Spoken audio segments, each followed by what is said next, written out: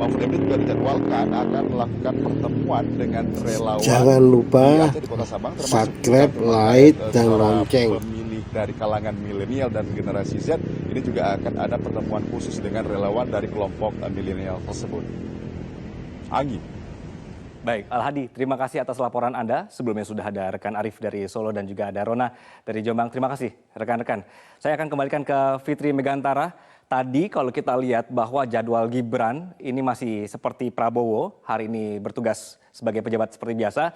Agendanya belum ketahui, tapi kita bisa langsung tanya sama Mas Faldo mungkin ya Fitri. Hari ini mau kemana begitu untuk hari pertama kampanye? Silakan Fitri. Oke, terima kasih Anggi Hasibuan. Tapi memang betul gong kompetisi mendulang suara sudah dimulai per hari ini. Tapi apabila kita berbicara mengenai pemilih Gen Z dan milenial, ini strategi pendekatannya seperti apa sih yang sudah disiapkan oleh masing-masing tim ses dari paslon? Kita mulai dari Mbak Latifah dulu, silakan. Siap. Terima kasih pertama-tama kami sudah diundang di sini di hari pertama. Akhirnya kita bisa bebas untuk mengatakan pilih kita dong. Oke, bebas untuk mengajak ya. Mengajak siapapun. Nah, dalam hal ini juga saya ingin mengatakan bahwa Gen Z yang umurnya 17 sudah bisa memilih ya pada tanggal 14 Februari 2023 hingga yang umur 25 sampai 26 ini mereka bisa mendapatkan kesempatan exposure yang lebih hebat daripada pemilu sebelumnya. Baik mereka yang sudah pernah memilih mungkin kepala daerah maupun yang belum.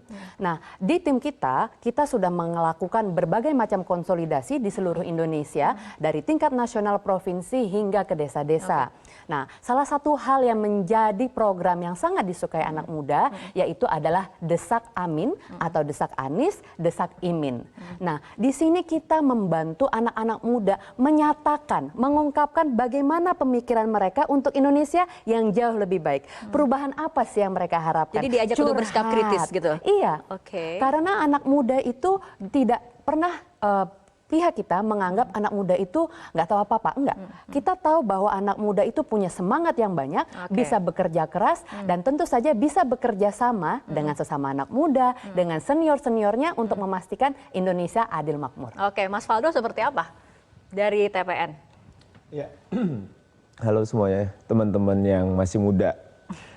Kita di Prabowo Gibran menyadari sekali dengan size pemilih muda yang lebih dari 0,5% dari pemilih, bahwa kita juga menyatakan bahwa pemilu kali ini adalah pemilunya anak muda. Karena memang size-nya paling banyak. Berarti memang dengan size paling banyak berarti strateginya ada yang lebih khusus, istimewa? Oh ya tentu, bahkan representasi anak muda pun jadi calon wakil presiden kita. Lebih dari sekedar strategi, konkret ini barang. Nah jadinya kita melihat bahwa ini adalah pemilunya kita guys. Pemilu di mana kita harus menyadari bahwa ini adalah soal masa depan kita. Jadi oleh karena itu Prabowo Gibran, kandidat yang memang ada soal representasi, anak muda kan concernnya juga soal masa depan. Adanya regenerasi, butuhnya akselerasi, butuhnya transformasi. Itulah agenda-agenda yang sebenarnya, ini sebenarnya nggak boleh di-share-share banget sih. Agak strategi ya. Tapi dalam artian ini model yang menjadi paradigma kita melihat bagaimana pemilih muda di pemilu kali ini adalah mayoritas pemilih kita. Harapan kita tentunya dengan bagaimana Mas Gibran hadir, Pak Prabowo juga mengakui bahwa anak muda adalah masa depan. Adanya program kartu kredit untuk UMKM, bantuan finansial untuk startup, bagaimana banyak kampus yang akan dibangun dari daerah, menjadi agenda-agenda prioritas dari Prabowo Gibran sebagai bentuk konkret kita menyadari bahwa kali ini anak muda adalah mayoritas pemilih. Jadi ini pemilu kita guys, jadi jangan sampai teman-teman nggak milih. Oke, nah kita sudah mendengarkan nih sedikit strategi dari masing-masing paslon. Mas Heno, dari Pak Ganjar dan juga Mahfud sendiri, apa yang akan menjadi pembeda pendekatan terhadap pemilih muda? Pertama-tama ini menyenangkan sekali, artinya suasananya hari ini kita fun gitu ya, mengawali hari pertama kampanye, bahwa ini semuanya Pak Ganjar dan Pak Mahfud sebelum ini sudah sangat sering tampil di berbagai kesempatan menyampaikan gagasan idenya. Nah hari ini diturunkan ke berbagai daerah gitu ya, Pak Ganjar ke Merauke dan Pak Mahfud ke Sabang. Ini hari ini jadi satu simbol bahwa kita tidak ingin hanya fokus di Jawa, fokus di daerah yang selama ini menjadi teritori yang dianggap penting, tapi ke seluruh wilayah di Indonesia di mana anak-anak muda hari ini tidak hanya menjadi pemilih saja. Kami punya paradigma bahwa anak muda itu jangan dimanfaatin jadi objek suara saja, tapi harus jadi subjek di situ. Nah, membedakannya bagaimana nih kalau dalam perspektif kami? Perspektifnya pada saat anak muda menjadi subjek, maka pemikirannya mesti diakomodir, mesti didengar. dia harus ada dialog nih dengan para capres dan cawapresnya. Dia harus bertukar pikiran. Dia boleh memberikan masukan dan lain sebagainya. Nah, semangat itulah yang ditampilkan oleh Pak Ganjar dan Pak Mahfud. Maka seringkali datang ke kampus-kampus, sering datang ke tempat di mana anak-anak muda nongkrong dalam rangka untuk menjadikan subjek. Tidak hanya dikasih monolog, kasih satu arah dialog, tapi ada terjadi percakapan yang itu membangun konstruktif dan bisa saling memberikan masukan. Semangatnya seperti itu. Oke, baik. Mas Burhan, ini karena memang hari pertama kampanye seperti itu, masing-masing tentunya menjual paslonnya dan meyakinkan para pemilih muda seperti itu. Tapi apabila kita berbicara konsep, Mas Burhan, konsep gimmick versus konsep gagasan, mana sih yang diterima oleh pemilih muda, gen milenial, gen Z? Sebenarnya nggak perlu dikontraskan, ya. Dua-duanya bisa disatukan dalam pengertian gagasan bisa disampaikan dengan gimmick yang baik, gimmick juga bisa dimasukkan dengan menyimpan gagasan substansial di dalamnya. Jadi tidak harus dibenturkan, karena kalau melihat karakter anak muda, mereka tidak terlalu suka juga dua hal yang sebenarnya bisa disatukan kemudian dibenturkan. Nah, kalau saya begini Rara, kita punya waktu yang sangat pendek, 75 hari. Dan dalam hal yang sama, ada 204 juta pemilih yang harus disapa. Jadi kalau pendekatannya itu tradisional, konvensional, menyapa secara face to face, itu nggak cukup waktunya.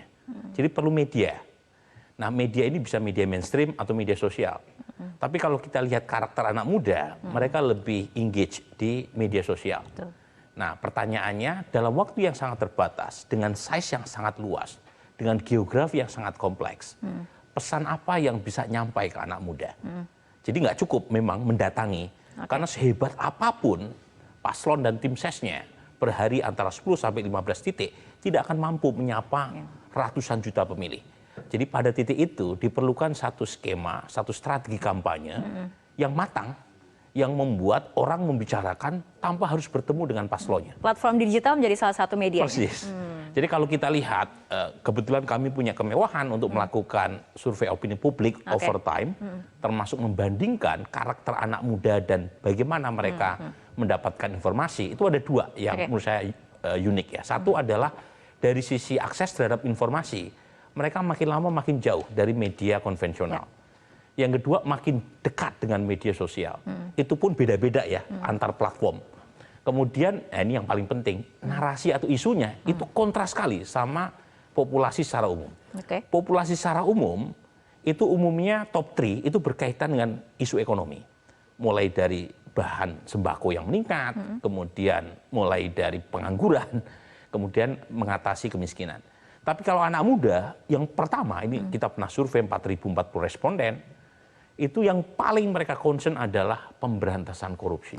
Yang kedua, ini yang menarik, lingkungan hidup dan perubahan iklim. Nah, ini yang ketika kita cek, saya pikir waktu itu ketika kita melakukan survei tahun 2022, isu ini hanya menjadi makanan anak Jaksel. Ternyata saya salah. Jadi ini across the board, dari Sabang sampai Merauke, kalau mereka terkoneksi media sosial, mereka peduli sama climate change. Nah, isu seperti ini sepertinya belum banyak ya. Nah, kita akan bahas dan ulas lebih mendalam nih platform digital yang memang kemudian dekat dan identik dengan pemilih muda. Tapi kita ikuti jeda berikut terlebih dahulu.